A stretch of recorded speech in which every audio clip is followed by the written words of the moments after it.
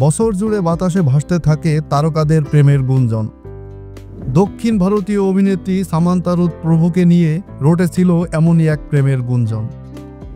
সেই গুঞ্জন সত্যি নাকি মিথ্যা তা জানা যায়নি এখনো। অতীতের গুঞ্জন ফিকে হয়ে আসতে না আসতেই আরও একবার বলিউডের বাতাসে ভাসছে সামান্তার প্রেমের খবর। অভিনেতা নাগা চৈতন্যের সঙ্গে বিবাহ বিচ্ছেদের পর দীর্ঘ সময় একাকী কাটিয়েছেন সামান্তা। এবার সেই নিঃসঙ্গতা কাটাতে নতুন একজনের শরণাপন্ন হয়েছেন কিছুদিন আগে বলিউডে পা রাখা এই অভিনেত্রী। শোনা যাচ্ছে আবারও প্রেমে পড়েছেন সামান্তা। সত্যিই কি তাই? সেই উত্তর স্পষ্ট না হলেও সামান্তার নতুন পোস্ট উস্কে দিয়েছে নতুন জল্পনা। পরিচালক রাজ নিদিমরুর সঙ্গে নাম জড়িয়েছেন তার। অনেক দিন ধরেই এই আলোচনা চলছে, কিন্তু আসলে সত্যিটা কি তা এখনো জানা যায়নি।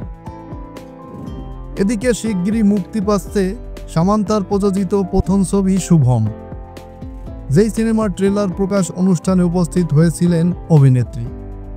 সেই অনুষ্ঠানের বেশ কিছু ছবি সামাজিক মাধ্যমে পোস্ট করেন তিনি। সেসব ছবিতে সিটাডেল হানিবানি সিনেমার পরিচালক রাজও রয়েছেন। ছবি পোস্ট করে অভিনেত্রী লেখেন, পথটা অনেক লম্বা ছিল, এখন আমরা এখানে নতুন করে শুরু। তার এই লেখাতে অনেকে সামান্তার জীবনের নতুন মানুষের ইঙ্গিত পেয়েছেন, তবে সব আলোচনা নস্যাৎ করে দিয়েছেন নায়িকা নিজেই।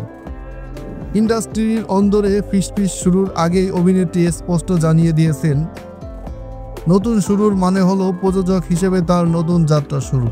এই মুহূর্তে কোনো সম্পর্কে যে তিনি নেই তার কথাই স্পষ্ট করে জানিয়ে দিয়েছেন সামান্তা রুথ প্রভু নিজেই।